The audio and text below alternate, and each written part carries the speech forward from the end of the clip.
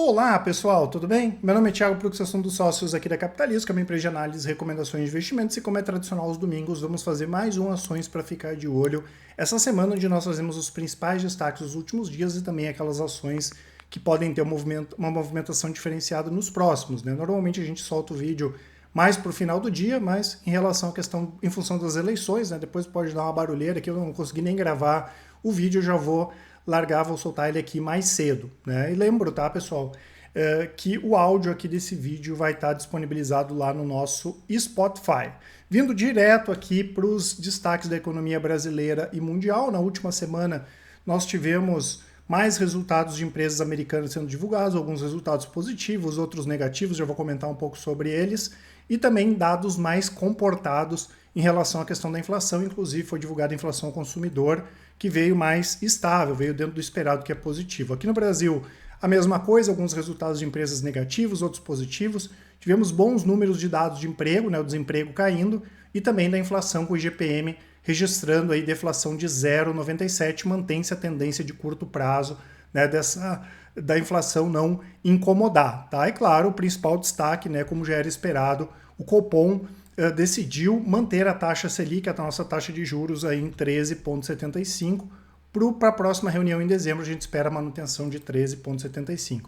Para essa semana, o que esperar, né, pessoal? Decisão de juros dos Estados Unidos. Também o esperado é que eles elevem em 0,75 ponto percentual, vai de uma banda de 3,7 para 4.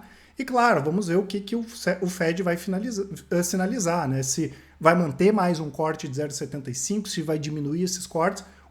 Esse aviso, né, após a elevação dos juros, é o mais importante ainda, porque, como eu falei, o esperado é essa alta aí de 0,75 ponto percentual, e teremos também dados de emprego nos Estados Unidos na próxima sexta-feira, o payroll, né? A temporada de resultados vai continuar bastante movimentada por aqui, lá nos Estados Unidos vai desacelerar um pouco, ainda assim a gente tem Uber, Airbnb, PayPal, e aqui no Brasil, né, a semana vai ser mais curta em função do feriado do dia 2, e vamos ter várias empresas aí divulgando resultados. Segunda-feira tem Irani, Raia Drogasil, Lojas Quero Quero, Localiza, Cielo, CSN Mineração, PetroRio.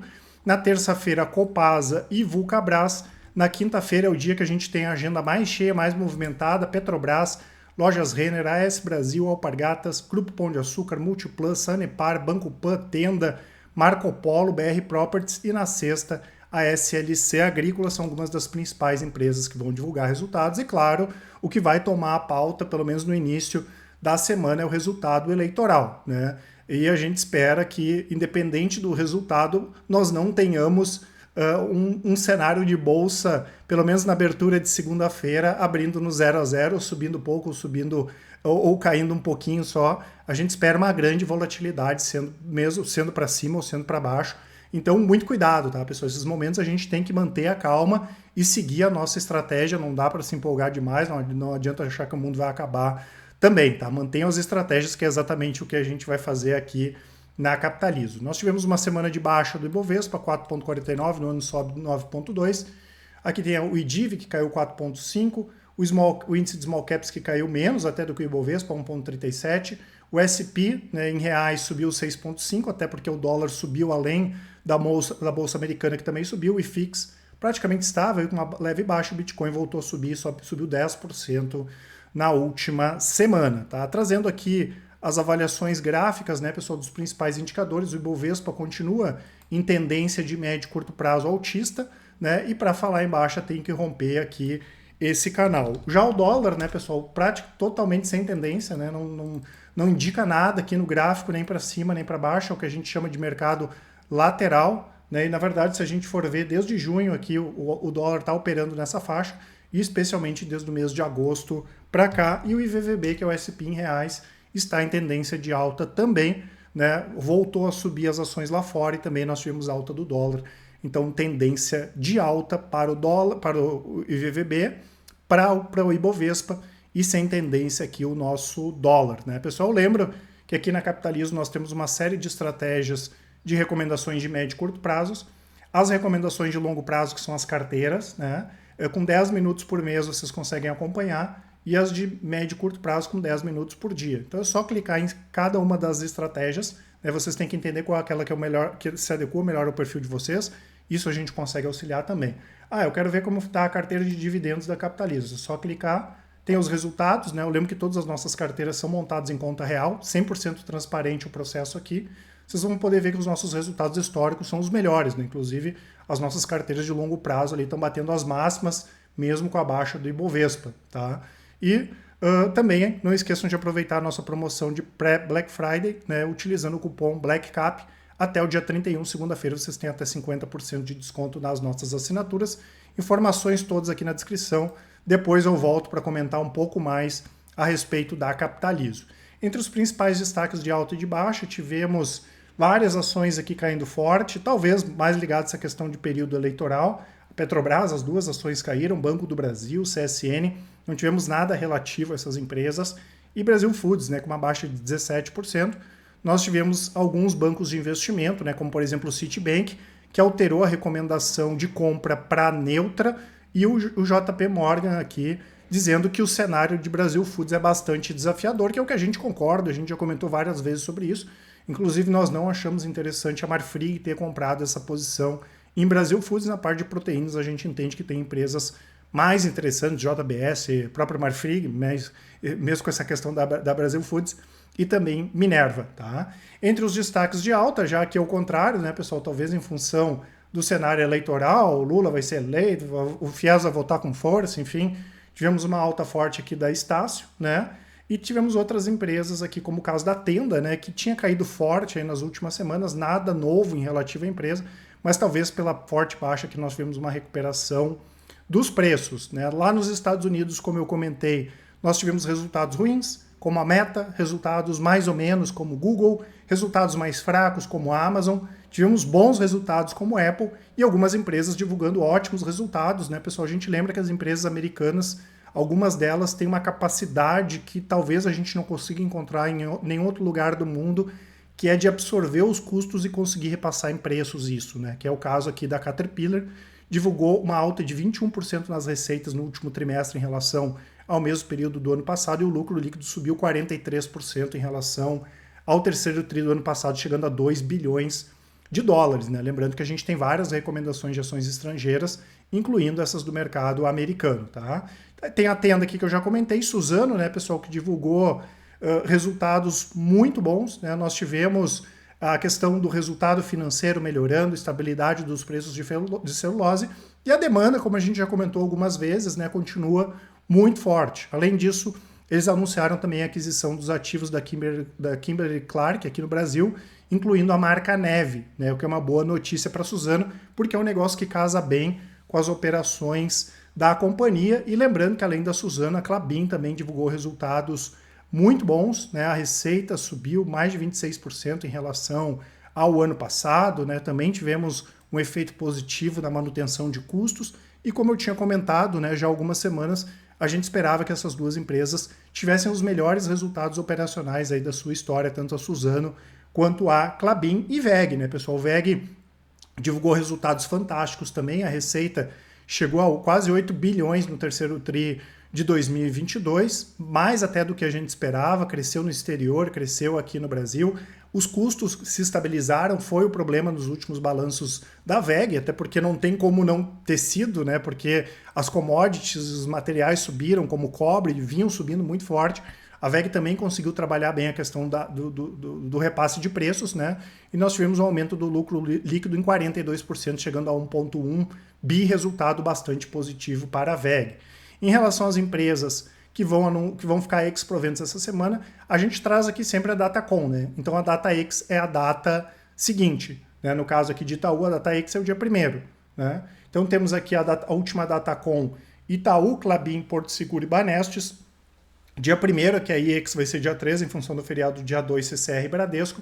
Caixa Seguridade e Bradespar aqui dia 13 e dia 9 do 11, né? Trazendo aqui mais destaques, nós tivemos o Ratinho Júnior, que é o governador reeleito do Paraná, sinalizando que pode mudar a opinião dele em relação à questão de privatização da Copel. Várias vezes ele disse que não era favorável, agora ele disse que poderia mudar. A gente é meio cético em relação a isso, né, pessoal? É muito complicado esses processos de privatizações, né? Tanto que a gente já comentou algumas vezes que o que a gente espera que possa acontecer de maneira mais fácil da Celesc, em Santa Catarina, e claro, as empresas venderem ativos, né? A CEMIG vender ativos, a própria Celesc, talvez até a Copel vender mais ativos, né? Mas não deixa de ser uma notícia positiva aqui para a Copel. E tivemos tanto o PB Seguridade quanto o Caixa Seguridade divulgando prévias operacionais. A gente gosta muito das duas empresas, né? E a tendência é elas divulgarem bons resultados. No caso aqui da BB Seguridade, o grande destaque foi novamente o segmento rural, né, de seguros, que apresentou um crescimento de 55% nos prêmios em relação ao ano passado. E na Caixa Seguridade, novamente, a parte de capitalização, que teve uma alta de quase 30% em relação ao terceiro TRI de 2021.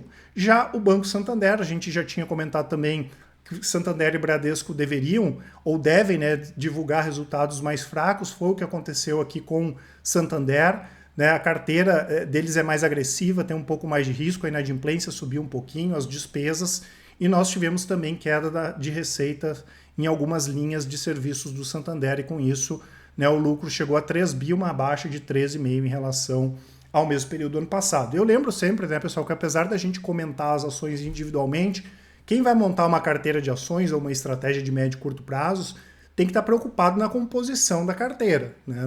Não quer dizer que eu vou acertar ou vou errar uma ação que vai dar tudo certo ou tudo errado. A gente pensa sempre na composição da carteira e por isso que os nossos resultados históricos aí são bastante positivos. Tivemos aqui Neo Energia, que surpreendeu de maneira positiva os resultados, né? O desempenho operacional veio bom, uma alta de 44% na geração de energia e o lucro líquido subiu 17% no trimestre, chegando a 1,4 bi. A mesma coisa a Home, né? Um lucro de 65 milhões, uma alta de 60% em relação ao ano passado. Mais uma vez, né, pessoal, e por isso a gente considera os resultados neutros, né? Nós tivemos os custos e despesas impactando aqui na última linha no lucro líquido, mas mais uma vez, né, o crescimento da receita foi o destaque, com a carteira de pedidos total no final do terceiro trimestre crescendo quase 14% em relação ao mesmo período do ano passado, chegando a 808 milhões, né? Então o que acontece? A partir do momento que a inflação arrefecer mais e parar de machucar os resultados dessas empresas, como o caso da Home, vão acabar divulgando resultados mais positivos. É o mesmo caso aqui de Telefônica, né, pessoal? Desculpa, no caso de Telefônica, eles já conseguiram controlar mais, gerenciar mais essa questão de custos e despesas. Tivemos uma melhoria também do resultado financeiro.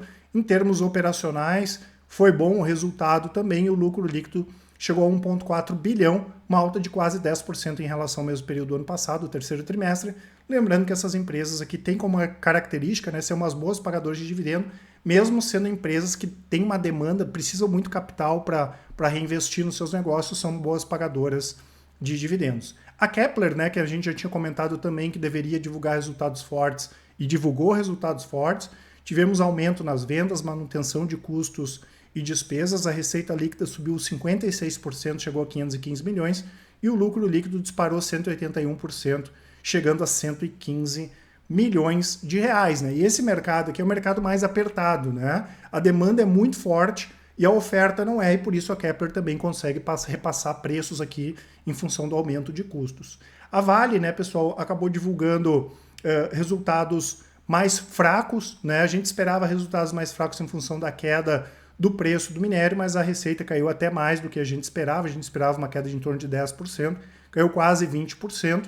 Apesar disso, né, o lucro líquido voltou a subir 15%, chegou a 4,4 bilhões de dólares. Já a Hypera, né, pessoal, teve ela foi impulsionada pelo aumento de vendas generalizadas em diversos segmentos da companhia, teve um bom resultado trimestral, também conseguiu controlar bem custos e despesas, lembrando que normalmente essas empresas têm muitas despesas, principalmente com vendas, tem a parte de divulgação, marketing, eles gastam muito dinheiro com isso. Não, o caso agora da Hypera Pharma, eles conseguiram controlar, né, e o lucro líquido ficou estável, né, e mesmo se mantendo estável em relação ao terceiro tri do ano passado, a gente considera que foi positivo. Tivemos a Transmissão Paulista, a ISA-CETEP surpreendendo, a gente esperava resultados mais fracos, isso não aconteceu, teve um bom trimestre, a receita chegou a quase 390 milhões de reais e subiu 22% em relação ao mesmo período do ano passado, tá, pessoal? Bom resultado operacional aqui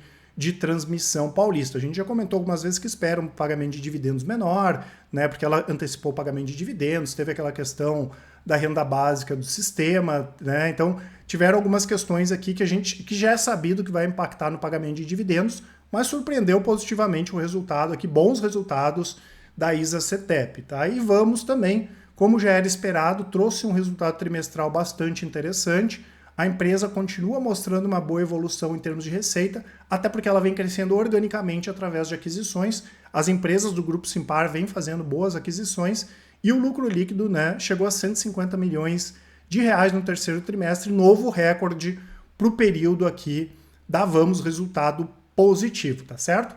E eu lembro, né, pessoal, quem é cliente da Capitalizo tem várias vantagens. Nós temos o Começando do Zero, para aquele investidor que não tem a sua estratégia, que não montou a sua carteira ainda, a gente auxilia nesse processo. O Help Invest, que é para aquele investidor que já tem seus investimentos e quer uma avaliação dos analistas da Capitalizo. Temos as mentorias, o atendimento sempre personalizado. E aqui o nosso tripé, né, pessoal? A questão dos resultados comprovados, né? Tudo aqui a gente deixa 100% transparente, né? E por isso que a Capitalizo é uma das poucas, se não a única empresa de análise que divulga tudo como faz uma gestora, por exemplo.